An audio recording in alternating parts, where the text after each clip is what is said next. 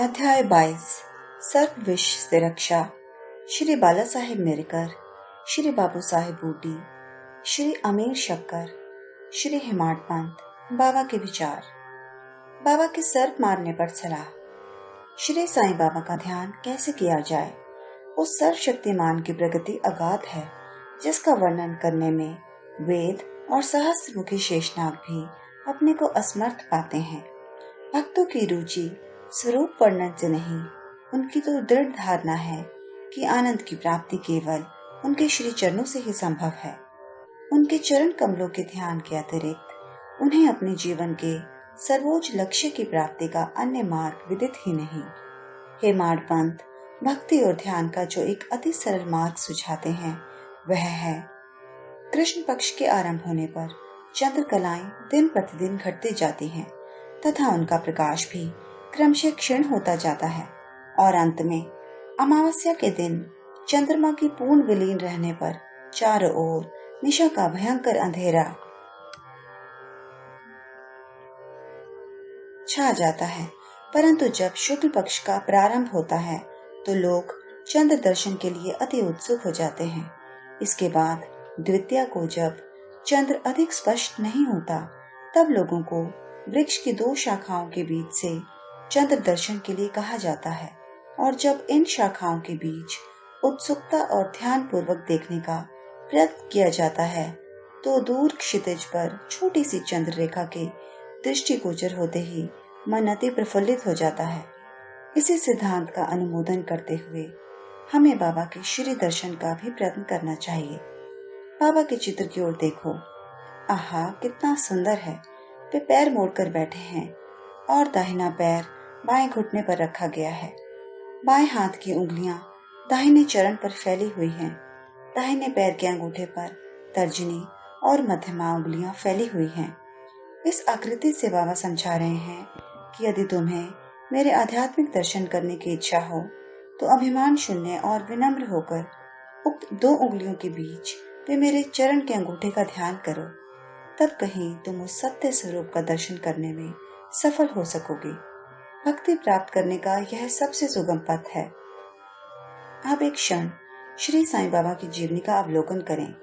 साईं बाबा के वास से ही शिरडी तीर्थ स्थल बन गया है। चारों ओर से लोगों की भीड़ वहां प्रतिदिन बढ़ने लगी है तथा धनी और निर्धन सभी को किसी न किसी रूप में लाभ पहुंच रहा है। बाबा के असीम प्रेम, उनके अद्भुत ज्ञान भंडार और सर्वव्यापकता का वर्णन करने की सामर्थ्य किसे है। धन्य तो वही है जिसे कुछ अनुभव हो चुका है। कभी कभी वे भ्रम में निमग्न रहने के कारण दीर्घ मौन धारण कर लिया करते थे। कभी दृष्टांत देते तो कभी हास्य विनोद किया करते थे। कभी सरल चित रहते तो कभी क्रुद्ध भी हो जाया करते थे। भक्तों को उनके मुखमंडल के अवलोकन, वार्तालाप करने और लीलाएं सुनने की इच्छाएं सदा अतृप्त ही बनी रहती। फिर भी हम फूले न समाते थे। जल वृष्टि के कणों की गणना की जा सकती है, वायु को भी चर्म की थैली में संचित किया जा सकता है, परंतु बाबा की लीलाओं का कोई भी अंत न पा सकता। अब उन लीलाओं में से एक लीला का यहाँ दर्शन करें। भक्तों के संकटों के घटित होने के पूर्व बाबा उपयुक्त अवसर पर किस प्रकार उनकी रक्षा किया करते थे। श्री बाला साहेब मेरकर, जो सरदार काका साहेब के सुपुत्र तथा कोपर गांव के मावलदार थे, एक बार दौरे पर चितले जा रहे थे। तभी मार्ग में वे साईं बाबा के दर्शनार्थ शिरडी पधारे। उन्होंने मस्जिद में जाकर बाबा की चरण वंदना की और सदैव की भांति स्वास्थ्य तथा अन्य विषयों पर चर्चा की। बाबा ने उन्हें चेतावनी देकर कहा कि जहाँ तुम बैठे हो वहीं द्वारका माई है। जो उसकी गोद में बैठता है वह अपने बच्चों के समस्त दुखों और कठिनाइयों को दूर कर देती है। यह मस्जिद माई परम दयालु है। सरल हृदय भक्तों की तो वह माँ है और संकटों में उनकी रक्षा अवश्य करेगी। जो उसकी गोद में एक बार बैठता है उसके समस्त कष्ट दूर हो जाते हैं। जो उसकी छत्र छाया में विश्राम करता है उसे आनंद और सुख की प्राप्ति होती है। तदुपरांत बाबा ने उन्हें उदी देकर अपना वरद हस्त उनके मस्तक पर रख आशीर्वाद दिया। जब श्री बाला साहेब जाने के लिए उठ खड़े हुए तो बाबा बोले, क्या तुम लंबे बाबा अर्थात सर्प से परिचित हो? और अपनी बाईं मुट्ठी बंद कर उसे दाहिने हाथ की कोहनी के पास ले जाकर दाहिने हाथ को सांप के सदृश हिलाकर बोले कि वह अति भयंकर है, परंतु द्वारका माई के लालों का वह कर ही क्या सकता है। जब स्वयं द्वारका माई उनकी रक्षा करने वाली है तो सर्प के सामर्थ्य ही क्या है। वहां उपस्थित लोग इसका अर्थ तथा मिरकर को इस प्रकार चेतावनी देने का कारण जानना चाहते थे, परंतु पूछने का साहस किसी में भी न था। बाबा ने श्यामा को बुलाया और बाला साहेब के साथ जाकर चितली यात्रा का आनंद लेने की आज्ञा दी। तब श्यामा ने जाकर बाबा का आदेश बाला साहेब को सुनाया। वे बोले, मार्ग में असुविधाएं बहुत हैं, अतः आपको व्यर्थ कष्ट उठाना उचित नहीं है। बाला साहेब ने जो कुछ कहा वह श्यामा ने बाबा को बताया। बाबा बोले कि अच्छा ठीक है, ना जाओ, सदैव उचित अर्थ ग्रहण कर श्रेष्ठ कार्य ही करना चाहिए। जो कुछ होने वाला है सो तो होकर ही रहेगा।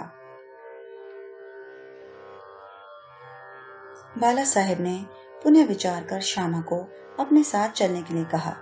तब श्यामा पुनः बाबा की आज्ञा प्राप्त कर बाला साहेब के साथ तांगे में रवाना हो गई।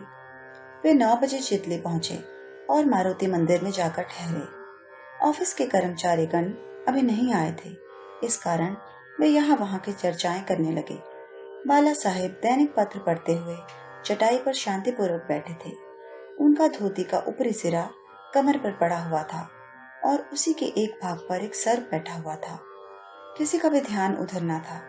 वह सी सी करता हुआ आगे रेंगने लगा। यह आवाज सुनकर चपरासी दौड़ा और लालटेन ले आया। सर्प को देखकर वह सांप सांप कहकर उच्च स्वर में चिल्लाने लगा। तब बाला साहेब अति भयभीत होकर कांपने लगे। श्यामा को भी आश्चर्य हुआ। तब वे तथा अन्य व्यक्ति वहां से धीरे धीरे से हटे और अपने हाथ में लाठियां ले ली। सर्प धीरे धीरे कमर से नीचे उतर आया। तब लोगों ने उसका तत्काल ही प्राणांत कर दिया। जिस संकट की बाबा ने भविष्यवाणी की थी वह टल गया और साई चरणों में बाला साहेब का प्रेम दृढ़ हो गया। बाबू साहेब बूटी।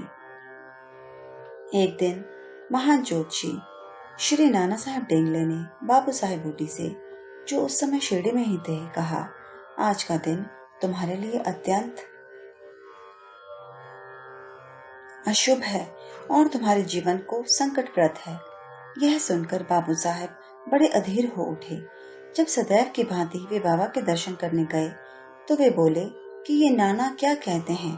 वे तुम्हारी मृत्यु की भविष्यवाणी कर रहे हैं, परंतु तुम्हें भयभीत होने की किंचित मात्र भी आवश्यकता नहीं है।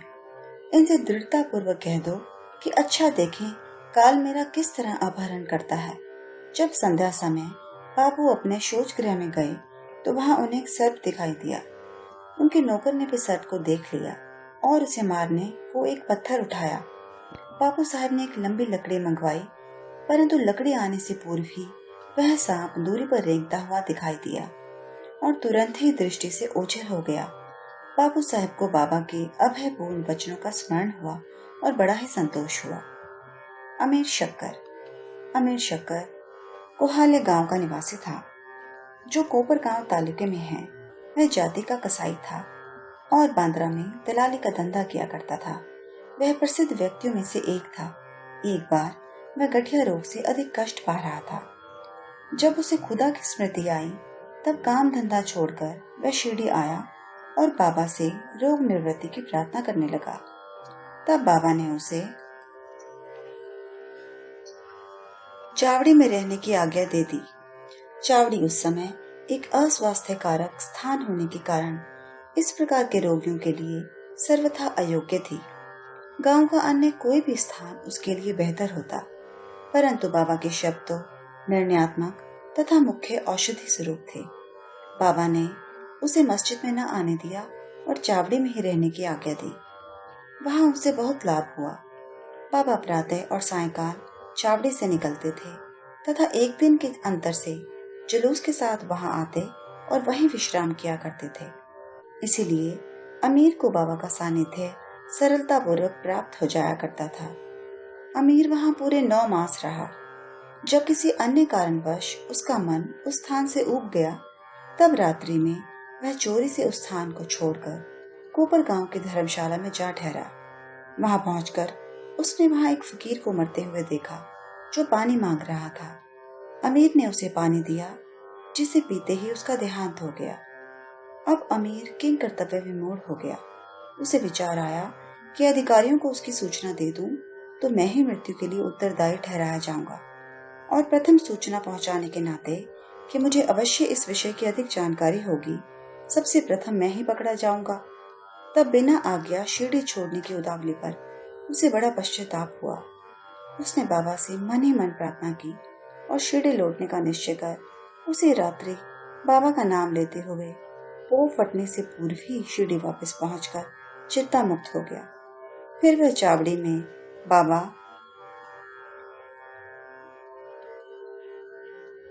की इच्छा और आज्ञानुसार ही रहने लगा और शीघ्र ही रोग मुक्त हो गया। एक समय ऐसा हुआ कि अर्धरात्रि को बाबा ने जोर से पुकारा कि ओ अब्दुल, कोई दुष्ट प्राणी मेरे बिस्तर पर चढ़ रहा है।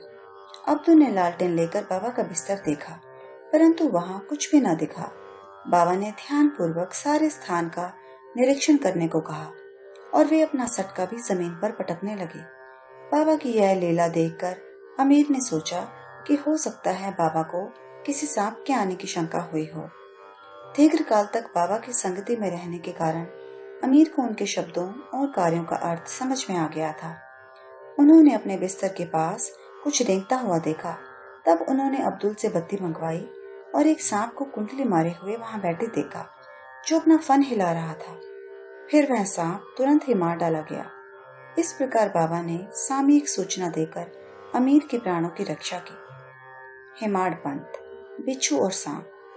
बाबा की आज्ञानुसार काका साहिब दीक्षित श्री एकनाथ महाराज के 2 ग्रंथों भागवत और भावार्थ रामायण का नृत्य पारायण किया करते थे। एक समय जब रामायण का पाठ हो रहा था, तब श्री हेमाड पंत भी श्रोताओं में सम्मिलित थे। अपनी माँ के आदेशानुसार किस प्रकार हनुमान ने श्री राम की महानता की परीक्षा ली, यह प्रसंग चल रहा था। सब श्रोताजन मंत्रमुग्ध हो रहे थे तथा हेमाड पंत की भी वही स्थिति थी। पता नहीं कहां से एक बड़ा बिच्छू उनके ऊपर आ गिरा और उनके दाहिने कंधे पर बैठ गया, जिसका उन्हें कोई भान तक न हुआ। ईश्वर को श्रोताओं की रक्षा स्वयं करनी पड़ती है। अचानक ही उनकी दृष्टि कंधे पर पड़ गई। उन्होंने उस बिच्छू को देख लिया। वह मृतप्राय सा प्रतीत हो रहा था, मानो वह भी कथा के आनंद में तत्लीन हो। हरी इच्छा जानकर उन्होंने श्रोताओं में बिना विघ्न डाले उसे अपनी धोती के दोनों सिरे मिलाकर उसमें लपेट लिया और दूर ले जाकर बगीचे में छोड़ दिया। एक अन्य अवसर पर संध्या समय काका साहेब वाड़े के ऊपरी खंड में बैठे हुए थे। तभी एक सांप खिड़की की चौखट के एक छिद्र में से भीतर घुस आया और कुंडली मारकर बैठ गया। बत्ती लाने पर पहले वह थोड़ा सा चमका, फिर वहीं चुपचाप बैठा रहा और अपना फन हिलाने लगा। बहुत से लोग छड़ी और डंडा लेकर वहां दौड़े, परंतु वह एक ऐसे सुरक्षित स्थान पर जा बैठा था जहां उस पर किसी के प्रहार का कोई असर न पड़ता था। लोगों का शोर सुनकर वह शीघ्र ही उसी छिद्र में से अदृश्य हो गया। तब कहीं सब लोगों की जान में जान आई। बाबा के विचार। एक भक्त मुकाराम कहने लगा कि चलो अच्छा ही हुआ जो एक जीव बेचारा बच गया। श्री हेमाडपन ने उसकी अवहेलना कर कहा कि सांप को मारना ही उचित है। इस कारण इस विषय पर वाद विवाद होने लगा। एक का मत था कि सांप और उसके सदृश जंतुओं को मार डालना ही उचित है, किंतु दूसरे का इसके विपरीत मत था। रात्रि अधिक हो जाने के कारण किसी निष्कर्ष पर पहुंचे बिना ही उन्हें विवाद स्थगित करना पड़ा। दूसरे दिन यह प्रश्न बाबा के समक्ष लाया गया। तब बाबा निर्णयात्मक वचन में बोले कि सब जीवों में और समस्त प्राणियों में ईश्वर का निवास है, चाहे वह सांप हो या बिच्छू। वे ही इस विश्व के नियंत्रण करता है और सब प्राणी, सांप, बिच्छू इत्यादि उनकी आज्ञा का ही पालन किया करते हैं। उनकी इच्छा के बिना कोई भी दूसरों को हानि नहीं पहुंचा सकता। समस्त विश्व उनके अधीन है तथा स्वतंत्र कोई भी नहीं है। इसीलिए हमें सब प्राणियों से दया और स्नेह करना चाहिए। वैमनस्य या संहार करना छोड़कर शांत चित्त से जीवन व्यतीत करना चाहिए। ईश्वर सबका ही रक्षक है। श्री सद्गुरु साईनाथ अर्पणमस्तु। शुभम भवतु।